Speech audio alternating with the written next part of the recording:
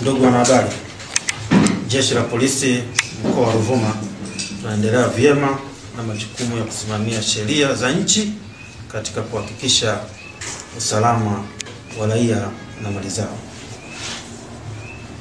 Napenda kutoa taarifa ya kukamatwa kwa mwenyekiti wa Chadema ndugu Tundu Antipas Lissu. Jeshi la Polisi mkoa wa Ruvuma linapenda kutoa taarifa ya kukamatwa kwa mwenyekiti wa Chama cha Demokrasia na Maendeleo Chadema ndugu Tundu Antipas Lissu mnamo tarehe 9 mwezi wa 4 2025 katika mtaa wa Soko Kuu wilaya ya Mbinga.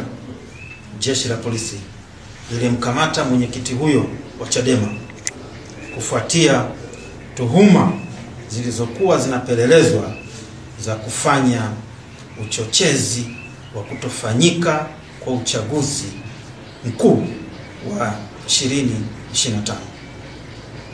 Mtuhumiwa huyo anahojiwa na Jeshi la Polisi juu ya tuhuma hizo huko Dar es Salaam. Jeshi la Polisi linatoa onyo kwa vyama vyote vya siasa kutotoa maneno ya uchochezi, kutotoa lugha ya kukashifu polisi au serikali, au kuonyesha viashiria vyovyote vya uvunjifu wa amani katika kipindi hiki cha kuelekea uchaguzi mkuu wa 2025.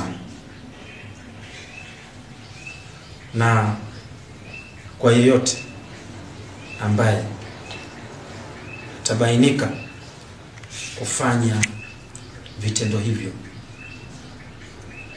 Jeshi la Polisi litamchukulia sheria na litamtendea kwa mujibu wa sheria.